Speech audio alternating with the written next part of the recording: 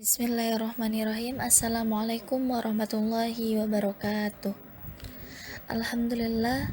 Rabbi israh li sadri wa yassir li amri wahlul 'uqdatam min lisani yafqahu qawli. Wasyhad li lisani wahdi qalbi bihaqqi sayyidina Muhammad sallallahu alaihi wasallam.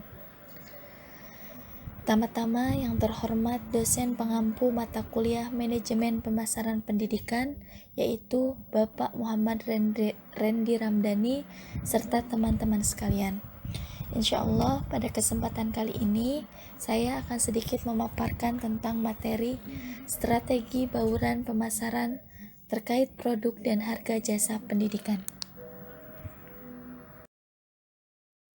Baik, langsung saja untuk materi yang pertama, yaitu mengenai konsep strategi pemasaran. Sebelum memasuki materi mengenai konsep strategi pemasaran, saya sedikit akan memaparkan tentang definisi strategi dan pemasaran. Menurut Beatle, strategi adalah suatu rencana yang fundamental untuk mencapai tujuan perusahaan, sedangkan di dalam Kamus Besar Bahasa Indonesia diartikan strategi yaitu sebagai suatu rencana cermat mengenai kegiatan untuk mencapai sasaran khusus. Strategi dipandang sebagai sebuah program yang meliputi tujuan yang ingin dicapai, disertai dengan tindakan atau langkah-langkah khusus untuk mencapai tujuan tersebut, sebagai usaha merespon lingkungannya. Para ahli mengemukakan pengertian secara berbeda-beda dalam penyajian dan penekanannya. Namun, semuanya mempunyai pengertian yang hampir sama antara satu dengan yang lainnya. Adapun pengertian pemasaran menurut The American Marketing Association, yang artinya yaitu pemasaran adalah suatu proses perencanaan dan menjalankan konsep, harga, promosi, dan distribusi sejumlah ide barang dan jasa untuk menciptakan pertukaran yang mampu memuaskan tujuan individu dan organisasi. Selain itu, menurut Sheraton Institute of Marketing menyebutkan bahwa pemasaran adalah suatu proses manajemen yang bertanggung jawab untuk mengenali, mengantisipasi, dan memuaskan keinginan atau demi meraih laba. Dari pengertian tersebut, dapat kita simpulkan bahwa strategi pemasaran merupakan suatu rencana yang diformulasikan secara sistematis mengenai kegiatan pemasaran untuk dijadikan sebagai pedoman dalam kaitannya dengan implementasi variabel-variabel pemasaran seperti identifikasi pasar, segmentasi pasar, pempromosian terhadap pasar, dan elemen bauran. Oke, selanjutnya yaitu materi mengenai unsur bauran jasa pendidikan. Sebelum masuk materi tersebut, ada beberapa ciri jasa dalam pendidikan, antara lain jasa memiliki ciri intangibility atau tidak berwujud. Jasa bersifat intangibility artinya jasa tidak bisa dilihat, dirasa, dicium, didengar, atau diraba sebelum dibeli atau dikonsumsi sendiri. Yang kedua, ada inseparability atau tidak terpisahkan. Jasa bersifat tidak terpisahkan, artinya jasa tidak dapat dipisah dari sumbernya, yaitu perusahaan yang menghasilkannya. Yang ketiga, yaitu variability atau bervariasi. Jasa bersifat bervariasi, artinya jasa yang diberikan seringkali berubah-ubah, tergantung dari siapa yang menyajikannya, kapan dan di mana penyajian jasa tersebut dilakukan. Yang keempat yaitu perishability atau mudah musnah. Jasa bersifat perishability artinya jasa tidak dapat disimpan atau mudah musnah sehingga tidak dapat dijual pada masa yang akan datang. Selain itu, Kotler merumuskan jasa adalah segala aktivitas atau manfaat yang dapat ditawarkan satu pihak kepada pihak lain yang pada dasarnya tidak berwujud dan tidak menghasilkan kepemilikan apapun.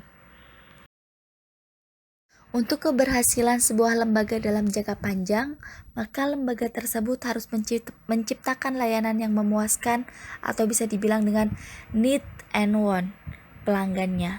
Guna menciptakan layanan yang memuaskan, maka lembaga menciptakan bauran pemasaran. Bauran pemasaran atau marketing mix merupakan unsur-unsur pemasaran yang saling terkait, dibaurkan, diorganisir, dan digunakan dengan tepat sehingga perusahaan dapat mencapai tujuan pemasaran dengan efektif, sekaligus memuaskan kebutuhan dan keinginan konsumennya. Dalam dunia pemasaran jasa pendidikan juga tidak bisa terlepas dari elemen bauran pemasaran yang disebut dengan konsep 7P. Konsep 7P itu antara lain yang pertama yaitu produk, yang kedua yaitu price atau harga, yang ketiga yaitu place atau tempat atau lokasi, yang keempat yaitu promotion atau promosi, yang kelima yaitu person atau orang atau sumber daya manusianya tersebut, yang keenam yaitu physical evidence atau fasilitas prasarana, dan yang ketujuh yaitu proses. Yang pertama, produk. Produk merupakan hal mendasar yang akan menjadi pertimbangan pilihan bagi masyarakat. Produk pendidikan merupakan segala sesuatu yang ditawarkan bertujuan untuk memenuhi kebutuhan dan keinginannya. Yang kedua yaitu price atau harga.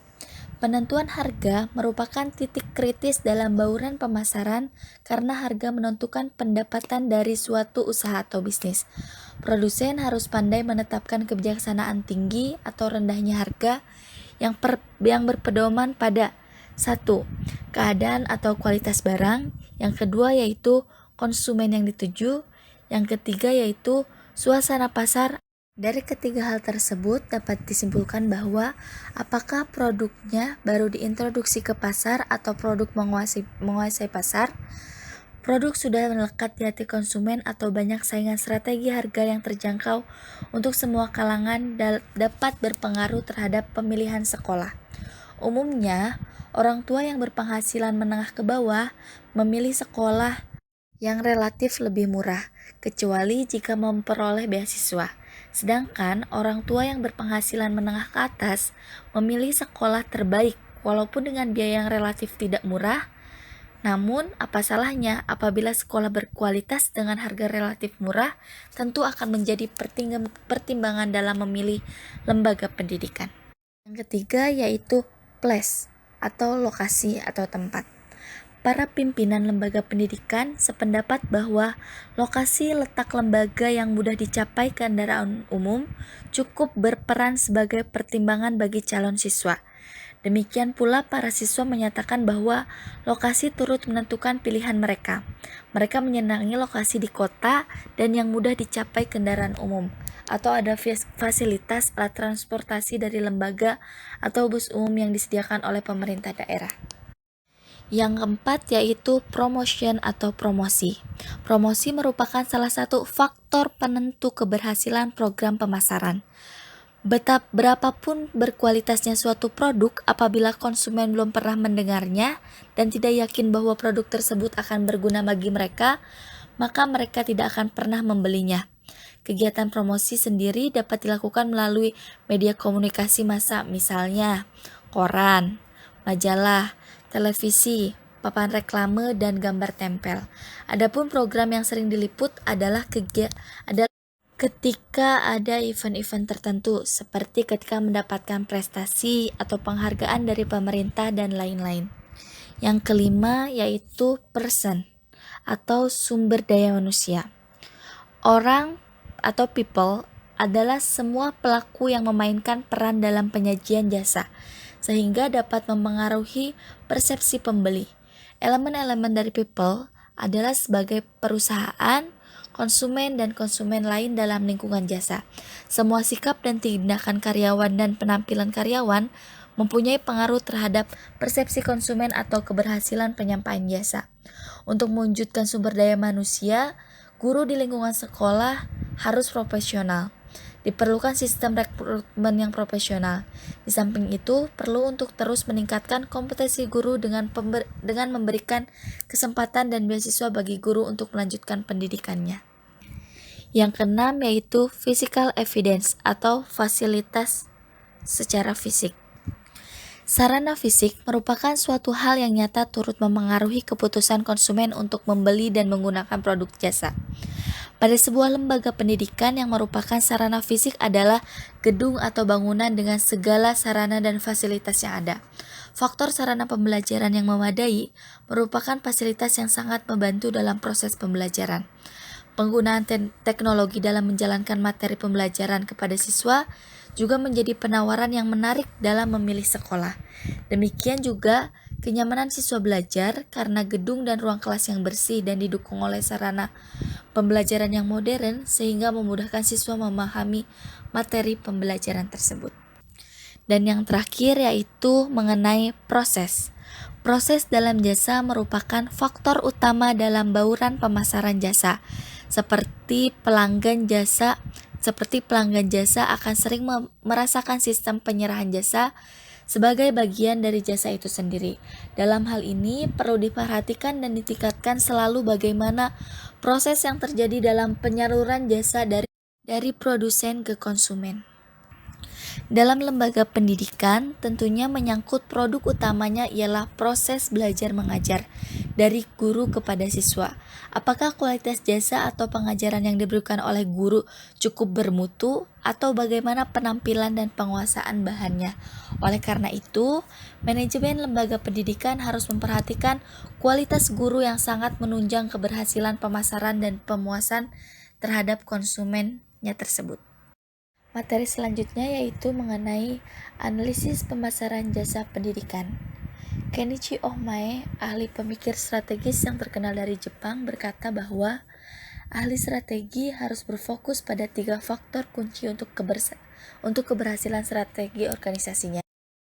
Ohmae menemukan strategi genetik yang dikenal dengan konsep 3C atau segitiga strategis.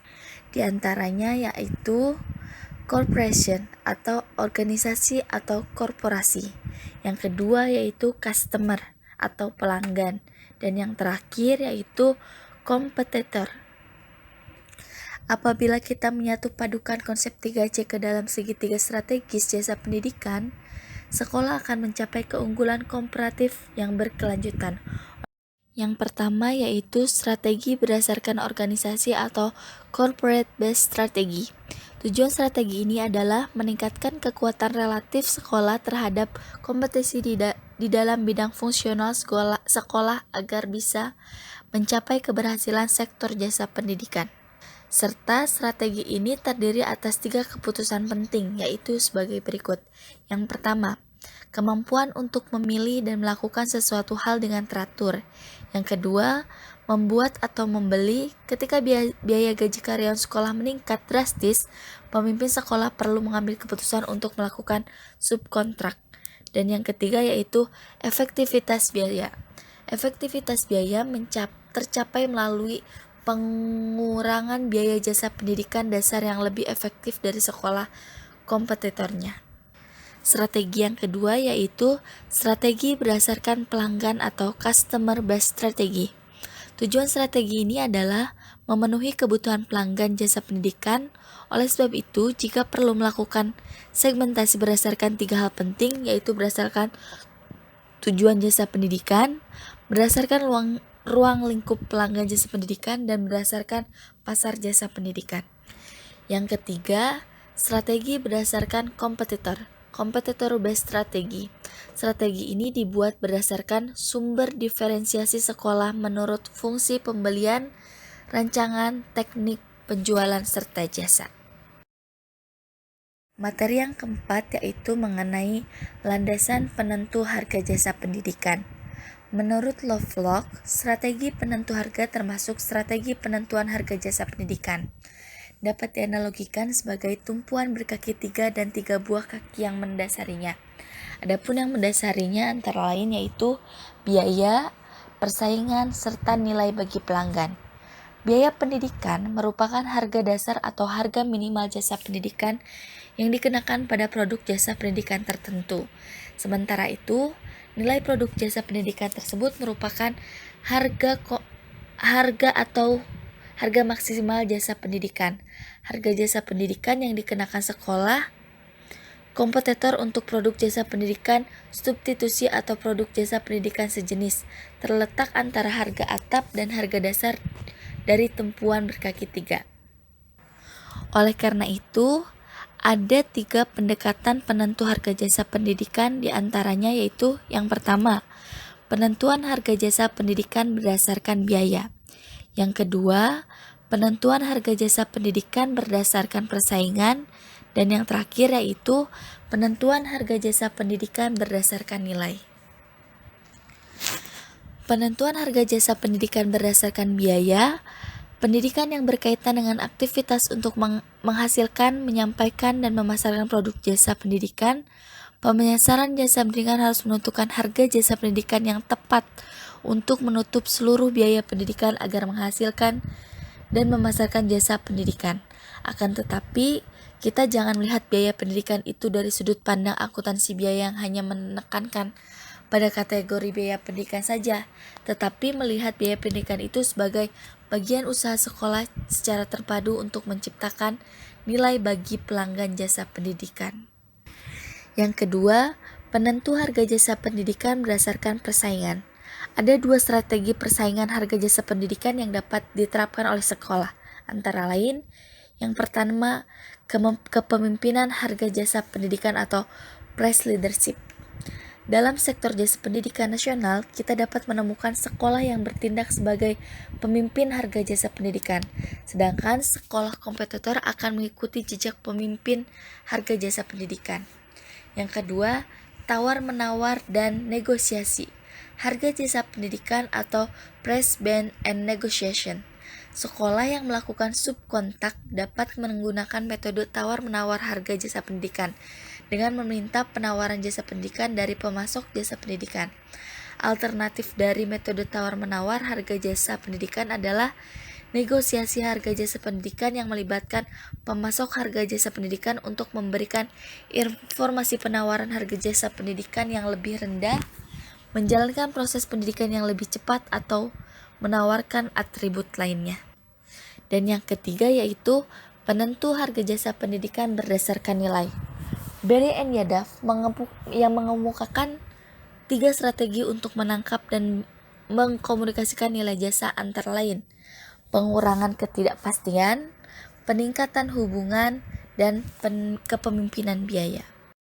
Pembahasan yang kelima yaitu mengenai teknik penentu harga jasa pendidikan. Ada 10 teknik yang dapat digunakan untuk menentukan harga jasa pendidikan pada pelanggan jasa pendidikan.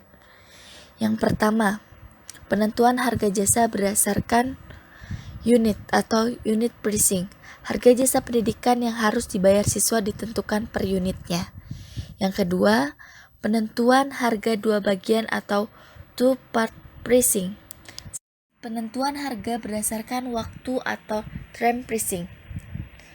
Pembayaran harga jasa pendidikan ditentukan selama 1 semester, yakni siswa boleh mengambil mata pelajaran semaksimal mungkin sesuai peraturan yang ditentukan sekolah. Yang keempat yaitu penentu harga jasa berdasarkan skala atau scale pricing.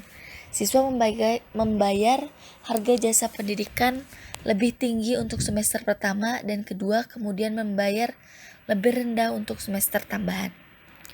Yang kelima, penentu harga diferensial atau differential pricing. Harga jasa pendidikan ditentukan berbeda-beda sesuai segmen siswa yang diterima. Yang keenam, harga jasa pendidikan dapat dinegosiasi atau negotiation.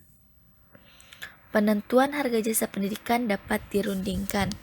Dan yang ketujuh yaitu diskon kuantitas atau quantity discount.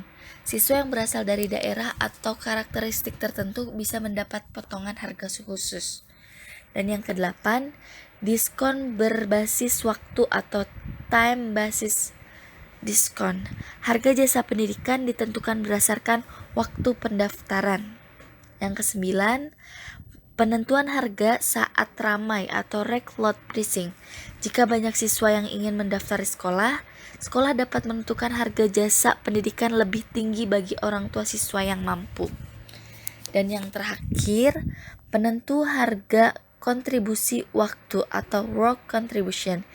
Jika sekolah memiliki program kerja magang bagi siswanya, Siswa dapat menerima bantuan paket siswa yang meliputi program kerja magang dalam bentuk beasiswa sehingga dapat mengurangi harga jasa pendidikan untuk mengikuti jenjang pendidikan yang lebih tinggi. Selanjutnya yaitu model harga jasa pendidikan. Pendidikan merupakan investasi dalam bentuk pengeluaran pendidikan untuk menghasilkan SDM yang bermutu.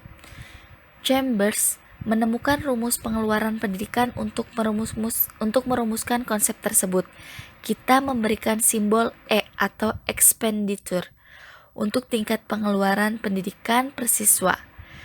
Q quantity untuk tingkat kualitas jasa pendidikan per siswa yang mewakili jumlah jasa pendidikan yang dibeli, dan P sebagai price untuk harga per unit kualitas jasa pendidikan.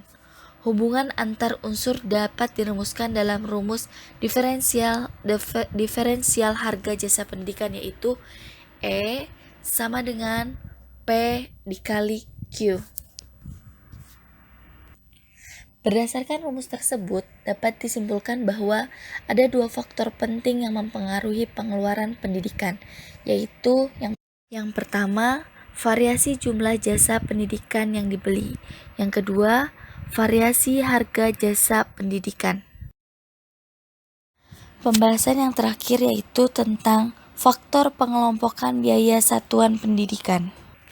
Bauran pemasaran merupakan alat bagi pemasar yang terdiri atas berbagai unsur suatu program pemasaran yang perlu dipertimbangkan agar implementasi strategi pemasaran dapat berjalan sukses.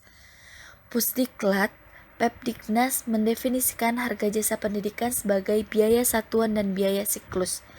Biaya satuan adalah biaya pendidikan per tahun per siswa, sedangkan biaya siklus atuan biaya yang dibutuhkan setiap siswa untuk menyelesaikan jenjang pendidikan.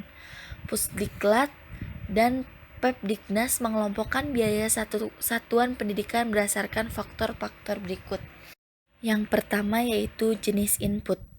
Biaya satuan pendidikan operasi lancar yaitu biaya input yang habis dipakai selama 1 tahun atau kurang dan biaya yang dikeluarkan secara berulang-ulang siswa per tahunnya.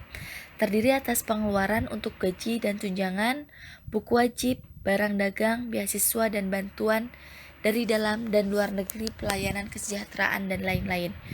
Biaya satuan pendidikan, investasi modal pembangunan yaitu biaya input pendidikan yang pembangunan lebih dari 1 tahun dan dihitung per siswa per tahun.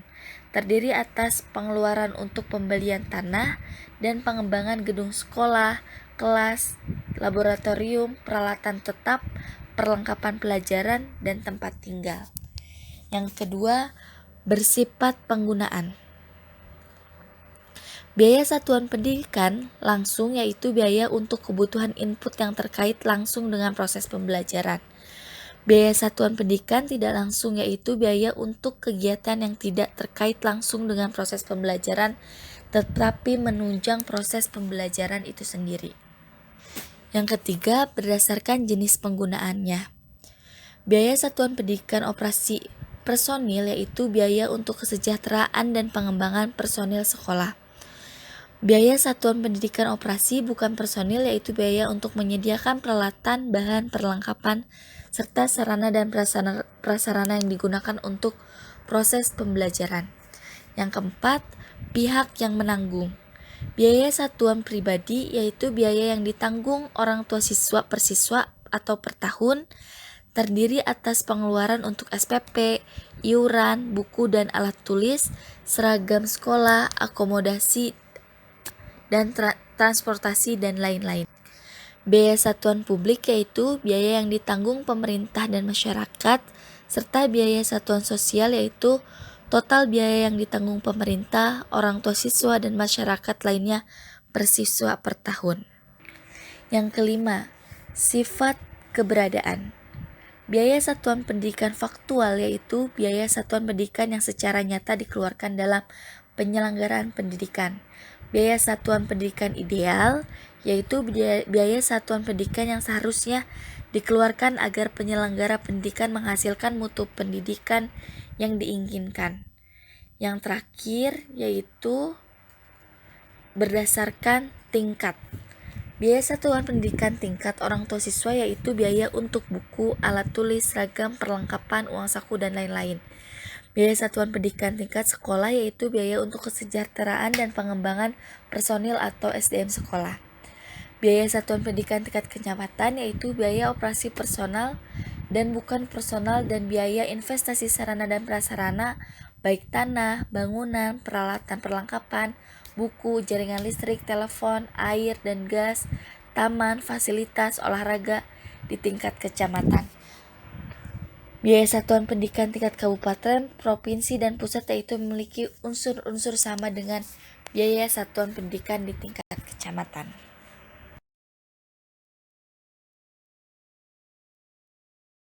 Alhamdulillah, mungkin cukup sekian materi yang dapat saya paparkan.